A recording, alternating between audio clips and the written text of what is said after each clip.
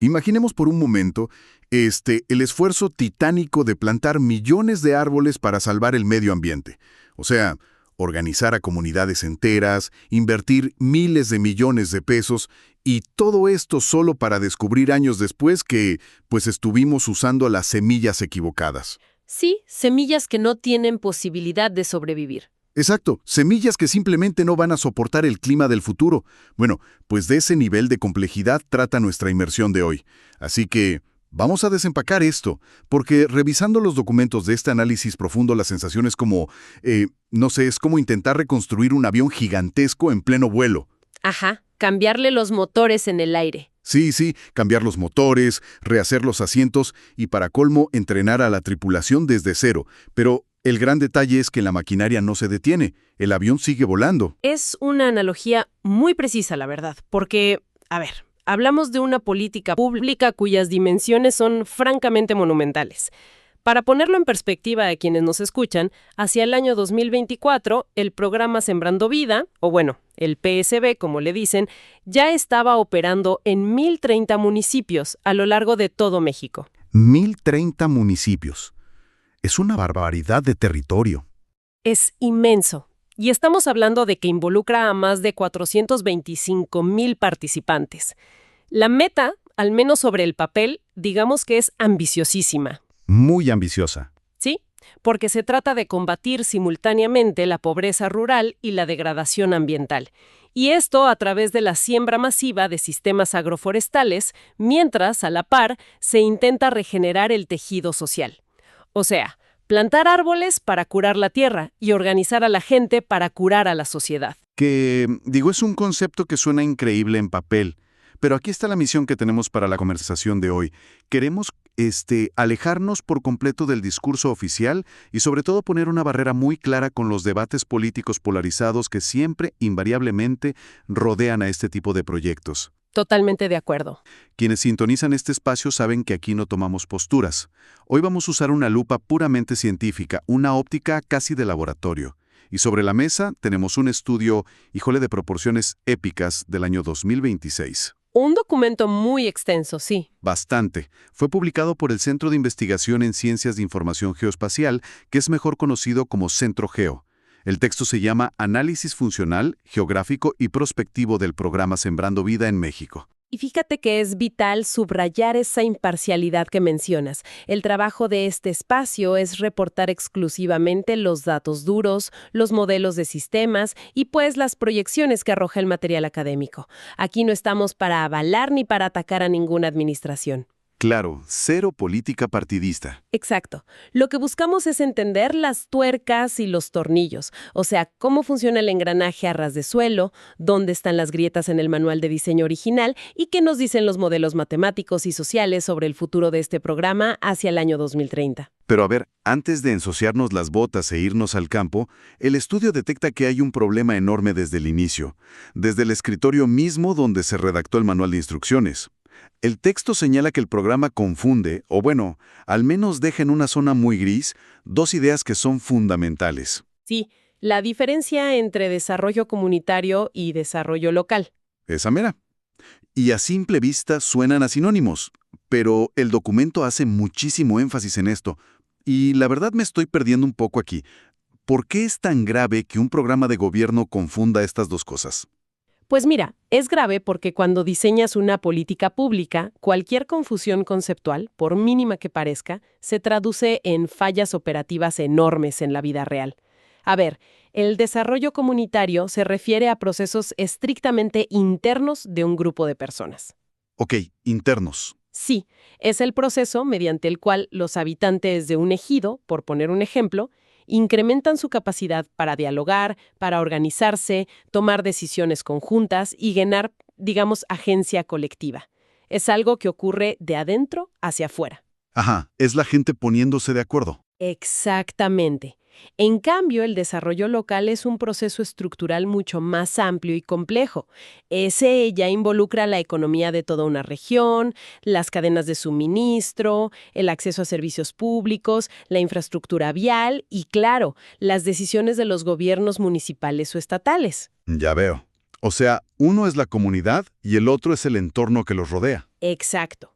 Y el hallazgo clave del Centro Geo es que el diseño del programa asume ciegamente que si tú detonas la organización comunitaria, el desarrollo económico local se va a dar por arte de magia. Híjole, es como... A ver si me explico. Es como diseñar un reloj suizo hermosísimo. Confías en que los engranes sociales de la comunidad van a girar a la perfección, pero dejaste completamente sueltos, sin lubricar, los engranes económicos de la región que están justo al lado. Es una gran forma de verlo. Porque si no hay una carretera para sacar los productos agrícolas a vender, o, digo, si el municipio no garantiza seguridad o agua, pues el pequeño engrane de la comunidad, por más bien organizado que esté, se va a terminar atascando y rompiendo. Y el documento modela exactamente esa preocupación a través de lo que denominan un modelo dinámico de sistemas. Quienes investigaron tomaron los documentos rectores del programa y mapearon 40 variables clave. 40 variables. Son muchísimas. Sí, es un mapa muy denso. Querían entender la lógica causal detrás de la política. No fue solo una lectura crítica, sino que trazaron un diagrama literal de cómo las bases políticas, los objetivos y las operaciones interactúan entre sí. Querían ver cómo se crean estos bucles de causa y efecto. Un mapa mental gigantesco de 40 variables interconectadas. Pero, a ver, repartir plantas, dar un apoyo económico mensual y juntar a la gente suena una fórmula casi infalible para ganar tracción, por lo menos a corto plazo. Pues sí, en teoría debería serlo. Entonces, ¿qué descubrieron al poner a prueba este motor sistémico? ¿Por qué el estudio sugiere que esto podría generar efectos contrarios a lo que busca? Bueno, el análisis muestra que el diseño tiene fundamentos sociológicos bastante sólidos. O sea, entiende muy bien que fomentar el sentido de pertenencia y la cohesión puede generar redes de cooperación local fuertes. El problema, y aquí es donde la cosa se complica, surge al evaluar las dimensiones ambientales y económicas. Ok, ¿dónde está la falla ahí? El modelo oficial asume que todo operará permanentemente en un bucle de reforzamiento, o sea, un círculo virtuoso infinito. El gobierno invierte, la gente coopera, los árboles crecen, se genera dinero y la comunidad se fortalece aún más. Pero, como bien sabemos, las políticas públicas reales no habitan en el vacío. Claro, no están en una burbuja de cristal. Exacto. El modelo dinámico advierte que si una sola variable clave se frena, ese círculo virtuoso se invierte inmediatamente. Se convierte en un círculo vicioso de deterioro bastante rápido. A ver, necesito aterrizar esto. ¿Cómo se ve ese círculo vicioso en la vida real? Porque suena muy abstracto eso de que una variable se frena. Va a detonar el trabajo conjunto. Pero, ¿qué pasa si el sistema de acompañamiento técnico falla? O peor aún, ¿qué pasa si las plantas que entregaron crecen, dan fruto, pero no tienen mercado donde venderse? Pues la rentabilidad económica nunca llega. Exactamente. Y al no haber ingresos después de todo el esfuerzo físico de cuidar las parcelas, la frustración aumenta. La cohesión social empieza a fracturarse. La gente deja de asistir a las asambleas, los terrenos se abandonan y al final tienes parcelas deforestadas o descuidadas que empeoran la situación ambiental que tenías al principio. Wow, o sea, el remedio termina siendo peor que la enfermedad. Así es. El estudio concluye que ignorar la complejidad de los ecosistemas y los mercados genera efectos perversos que destruyen lo que ya se había avanzado. Es un choque de trenes en cámara lenta, francamente. Y si el modelo teórico ya muestra estas fisuras, asumiendo, digamos, condiciones estándar en papel, ¿qué pasa cuando agarras ese manual estandarizado y lo tiras en medio de la brutal diversidad de la geografía mexicana? Porque México no es una planicie interminable con el mismo clima en todos lados. Ahí es justamente donde la geografía desmiente al escritorio. El Centro Geo desarrolló una herramienta analítica padrísima llamada Sistema de Información Geográfica del PESP, el SIGPESP. Es una base de datos inmensa que empalma 27 capas de información. 27 capas, órale. Sí, estamos hablando de 10 capas biofísicas, 11 socioculturales y 6 capas de datos administrativos. Y su propósito es visualizar la realidad del terreno donde operan los participantes a un nivel de detalle impresionante. Y aquí es donde se pone realmente interesante, porque el estudio cruza zonas que parecen de planetas distintos. Por un lado, analizan territorios operativos en Tabasco o en la península de Yucatán, donde hasta el 85% del relieve son llanuras o planicies y muchas veces inundables. Zonas muy planas y húmedas. Ajá, y luego cruzan los datos con zonas de Oaxaca, como en la Mixteca, donde dominan abrumadoramente las laderas montañosas escarpadas, zonas con altitudes extremas y donde además los territorios son mayoritariamente de comunidades indígenas regidos por propiedad social. Las reglas del juego natural y cultural son radicalmente opuestas. Totalmente opuestas. Y ese es precisamente el hallazgo crítico de esta sección. El marco normativo del programa, sus famosas reglas de operación, son altamente centralizadas. Dictan directrices operativas homogéneas que deben cumplirse a rajatabla en todo el país. Una sola regla para todos. Así es una lógica trazada desde las oficinas centrales que asume una uniformidad nacional que choca de frente con las dinámicas de los territorios. Exigir, por ejemplo, la misma densidad de siembra o el mismo tipo de organización en una ladera erosionada de Oaxaca que en una selva húmeda de Tabasco ignora por completo la capacidad de carga del suelo. Pero espérame. Aplicar la misma regla operativa para la alta montaña de Oaxaca y para la costa de Tabasco es, es como usar exactamente la misma receta para hacer pan con los mismos tiempos y las mismas medidas en medio del desierto de Sonora y luego en las selvas de Chiapas. El pan no va a subir, claro. Pues no, la altura, la presión atmosférica, la humedad, la química del pan simplemente no va a funcionar igual. Entonces, ¿cómo pretenden estandarizar la naturaleza? Simplemente no se puede. Por eso, una de las recomendaciones más fuertes que emergen de estos sistemas de información es la urgencia de flexibilizar el manual. Sugieren que es imperativo ajustar las metas de producción, las dotaciones de insumos y, sobre todo, el tipo de acompañamiento técnico con base en el bioclima específico, el relieve y los niveles de marginación histórica de cada polígono. Y es que esa falta de adaptación hiperlocal tiene consecuencias devastadoras a la larga. Y justo quiero que pasemos a hablar de las grietas ocultas que el estudio saca a la luz. Claro, vamos a eso. Quiero empezar por el lado social, porque el análisis, hay que decirlo, sí reconoce triunfos enormes. Se documenta una participación altísima de mujeres que la verdad está reconfigurando quién toma las decisiones sobre la tierra en el campo mexicano, lo cual es buenísimo. Es un avance histórico, sin duda. Sí, además, la figura de las comunidades de aprendizaje campesino, las famosas CAC, ha servido para reactivar las asambleas. Pero de pronto, el estudio introduce a un enemigo silencioso, una fuerza económica gigantesca contra la que el programa se está estrellando de frente, que es la migración. Así es. La migración es el factor que desestabiliza toda la estructura. Y es que las economías locales están fuertemente impactadas por la macroeconomía internacional, que empuja a la población a abandonar sus comunidades buscando ingresos allá afuera. El informe arroja un dato sumamente preocupante centrado en Chiapas. A ver, cuéntanos de ese dato. Encontraron que cuando una comunidad registra más de un 30% de migración juvenil, la probabilidad de que colapse toda la organización de su comunidad de aprendizaje campesino se multiplica 2.3 veces. A ver, me detengo ahí un segundo. 2.3 veces mayor probabilidad de colapso de toda la asamblea. Es muchísimo. ¿Cómo se ve esto materializado en el día a día? O sea, ¿por qué se cae el programa entero nada más porque se van los más jóvenes? Principalmente por la exigencia física del modelo agroforestal. Plantar, deshiervar, controlar las plagas y cosechar requiere fuerza y vigor de manera constante. Si los jóvenes migran, el relevo generacional se interrumpe abruptamente. Entonces, el trabajo pesado recae en los adultos mayores o en las mujeres que a menudo pues ya tienen sobrecargas de labores de cuidado en el hogar. Claro, no les da el tiempo ni la energía. Exacto. ¿Y cuál es el resultado? Las parcelas no se podan a tiempo, la maleza crece, las plagas invaden el cultivo porque no hay manos suficientes para hacer el manejo orgánico y la cosecha lamentablemente fracasa. Ante este agotamiento físico y la pérdida económica, la moral del grupo se desploma. Se rinden, lógicamente. Sí, las actividades de mantenimiento colectivo se reducen hasta en un 40%, provocando la desintegración total de la comunidad de aprendizaje. Qué fuerte.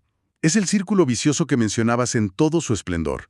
El diseño del programa confió en un tejido social inagotable, sin prever este sangrado demográfico. Esa es una grieta social que pone a temblar los cimientos de todo. Y hay otra igual de grave. Sí, porque del lado ambiental hay otra grieta que francamente a mí me voló la cabeza leyendo el documento. El punto ciego del clima. El informe señala que el programa, pese a ser esencialmente de plantación forestal, prácticamente ignoró el cambio climático en su diseño original. Es una omisión conceptual profunda y bastante alarmante.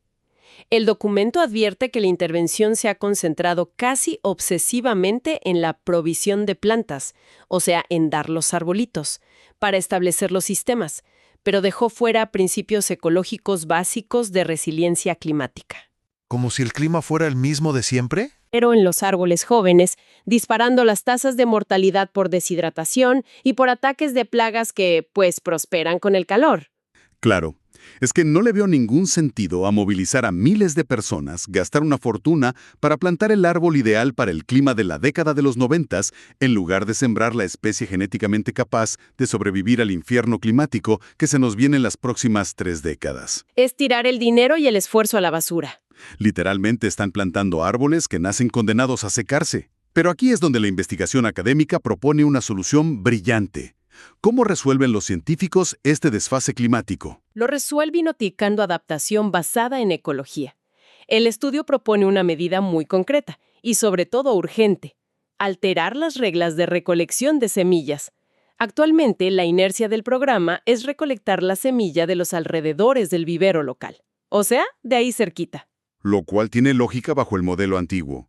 Sí, pero el documento exige que ahora las semillas, las variedades y sus procedencias se traigan de ecosistemas que se encuentren a 300, 400 o incluso 500 metros de menor altitud respecto a la parcela donde se van a plantar finalmente. Ah, claro, porque a menor altitud hace más calor. Entonces la idea es que bajas 500 metros en la montaña, sacas una semilla que ya creció soportando olas de calor mucho más extremas y te la llevas para arriba a sembrarla.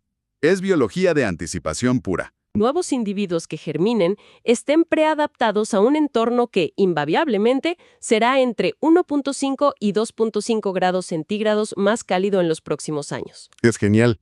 Es la única forma de garantizar que esos sistemas agroforestales sigan de pie dentro de 20 años, cuando la temperatura promedio se haya elevado de forma irreversible. ¡Wow! Sabiendo todo esto, con este mapeo de fortalezas sociales impresionantes, pero también con estas grietas que amenazan con tragarse el esfuerzo entero, ¿qué sigue? Porque el estudio no se queda nada más en el diagnóstico actual. Hacen un ejercicio que me parece fascinante. Viajan en el tiempo al año 2030. Sigue usando prospectiva territorial. Y ojo, la prospectiva no es adivinación, no es usar una bola de cristal. Es una metodología analítica sumamente rigurosa. Quienes elaboraron el estudio utilizaron talleres participativos e interdisciplinarios. Ok, o sea, sentaron a la gente a dialogar. Así es. Cruzaron datos biofísicos con percepciones de los propios sembradores para ver cómo interactúan factores como el clima, la organización y el dinero.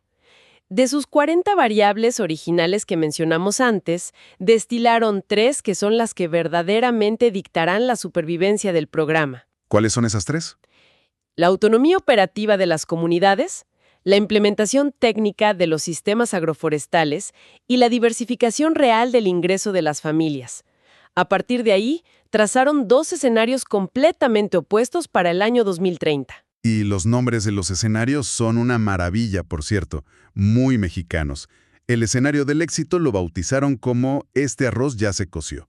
Y el escenario de la pesadilla, del fracaso, se llama "mucho ruido y pocas nueces". A grandes rasgos, ¿qué vemos en cada uno de estos futuros? En el futuro, este arroz ya se coció, presenciamos la consolidación. Hay una autonomía real en las asambleas locales, se lograron cadenas de valor que diversifican el ingreso de las familias. Lo cual reduce la necesidad de emigrar, me imagino. Exacto. Y la restauración ambiental es evidente, con parcelas biodiversas y resilientes al clima. Es el escenario ideal. En contraste, el escenario mucho ruido y pocas nueces perfila un estancamiento dramático. Las comunidades de aprendizaje pierden fuerza, persiste la pobreza por falta de mercados para las cosechas y se registran efectos no deseados. ¿Cómo cuáles? Como deforestación impulsada, paradójicamente, por incentivos económicos mal dirigidos, es decir, regresar al círculo vicioso que comentamos al inicio del análisis. Entonces, la pregunta del millón aquí es, ¿qué tan probable es llegar al escenario bueno frente al escenario malo? Porque el documento pone a prueba esta factibilidad, bajando otra vez al nivel del suelo y analizando un estado que es extremadamente complejo, que es Michoacán, y revisan dos zonas diametralmente distintas dentro del mismo estado. Y el contraste es justamente el núcleo del análisis.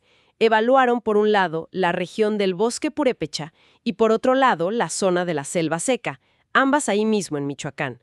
Los resultados confirman que el territorio es destino. En el bosque purépecha, la investigación arroja una factibilidad moderada de lograr el escenario del éxito, el de «este arroz ya se coció». A ver, ¿y por qué ahí sí? ¿Qué tiene el bosque purépecha que lo blinda un poco más frente al fracaso que el resto? El tejido social histórico, sin duda. La región cuenta con una profunda tradición de comunalismo, redes de reciprocidad ancestrales y sistemas de autogobierno. Tienen un conocimiento previo, milenario, sobre el manejo forestal. Tienen una ventaja cultural enorme. Exacto. Ese capital social actúa como un amortiguador, un colchón organizativo, que toma el financiamiento del programa y lo integra eficazmente en sus procesos, mitigando las fallas del diseño centralizado. Ok, el comunalismo de alguna manera salva la intervención del Estado. Pero luego la investigación gira la mirada hacia la selva seca de Michoacán a unas cuantas horas de distancia de ahí, y el diagnóstico es aterrador. Es sumamente preocupante. En la selva seca, la probabilidad de éxito fue calificada como muy baja. En esta geografía, todas las fuerzas apuntan al escenario del fracaso, al de mucho ruido y pocas nueces. ¿Qué está pasando ahí? Hay una combinación letal. Tienes limitantes drásticas de calidad de suelo y escasez de agua, acentuadas por una desertificación muy severa. Además, enfrentan una presión descomunal por mercados externos que impulsan el cambio de uso de suelo. Para meter monocultivos. Así es, fomentan monocultivos muy rentables a corto plazo, pero que son destructivos ecológicamente. Y esto desincentiva por completo el trabajo lento y paciente que requiere un bosque agroforestal. Entonces, a ver si entiendo. Me estás diciendo que el destino de este programa en ciertas zonas ya está escrito por la historia social y el clima del lugar. O sea, si vives en la selva seca, la geografía ya firmó la sentencia de muerte del esfuerzo sin importar cuántos millones inyecte el gobierno central. No, afortunadamente no es una sentencia de muerte inamovible. Es aquí donde la prospectiva revela su verdadero valor. Los escenarios no previsen el futuro ineludible, muestran hacia dónde apuntan la inercia actual para que podamos alterarla a tiempo. Ok, es una alarma de incendios. Justamente. Si el diagnóstico es que la selva seca colapsará por estrés hídrico y presión económica, la herramienta le dice a quienes toman las decisiones que hoy, no mañana, deben inyectar subsidios masivos para sistemas de captación de agua de lluvia. Tienen que acelerar el uso de semillas de menor altitud y rediseñar los incentivos de mercado locales. Ajustar la tuerca antes de que se zafe. Exacto. El estudio grita que no se puede combatir una vulnerabilidad climática y económica severa con un manual estándar. Lo cual nos da la perspectiva perfecta para recapitular todo lo que hemos abordado hoy de este denso y riquísimo material de CentroGeo. Queda clarísimo que una política pública de esta magnitud no es una simple transacción bancaria masiva, ni es un camión que va aventando arbolitos al azar por la ventana esperando que crezcan solos. No, para nada. Es un ecosistema vivo, frágil e inmensamente complejo. Su viabilidad requiere un equilibrio microscópico entre el tipo de suelo que pisamos, la monstruosa amenaza del cambio climático global, la flexibilidad del escritorio burocrático y, más importante que nada, la historia viva de cómo se organiza cada comunidad. Apreciamos enormemente a toda nuestra audiencia que nos acompaña en esta inversión profunda para desenredar este mapa de realidades. Sí, y creo que las enseñanzas que deja este análisis trascienden por mucho al programa en sí mismo. Es una clase magistral sobre cómo la ciencia de datos, la ecología y el análisis geoespacial deben ser la columna vertebral del diseño de cualquier política pública futura. Intervenir el territorio sin comprender su heterogeneidad es, literalmente, caminar a ciegas esperando acertar de pura suerte. Imposible decirlo mejor. Y bueno, para cerrar la conversación de hoy, queremos dejar a quienes nos escuchan con una idea para masticar, para reflexionar por cuenta propia. Si los datos nos demuestran de forma tan cruda que la supervivencia a largo plazo de un proyecto nacional gigantesco, que además está financiado con recursos monumentales, depende casi exclusivamente de su capacidad para adaptarse a los milímetros de lluvia, a la temperatura exacta de una ladera y a las tradiciones organizativas de una sola asamblea comunitaria, Ajá. podría ser que el verdadero camino hacia el desarrollo en un territorio tan vasto y radicalmente diverso no esté en los programas estandarizados, masivos y ordenados desde una capital central. O sea, pensemos, ¿qué pasaría si el futuro de la política social no está en el empuje masivo del Estado, sino en el financiamiento y empoderamiento radicalmente hiperlocal? ¿Qué tal si la regla central fuera no tener reglas centrales y permitir que la geografía mande? Es un choque de paradigmas interesantísimo para seguir explorando. Muchísimas gracias y hasta la próxima inmersión.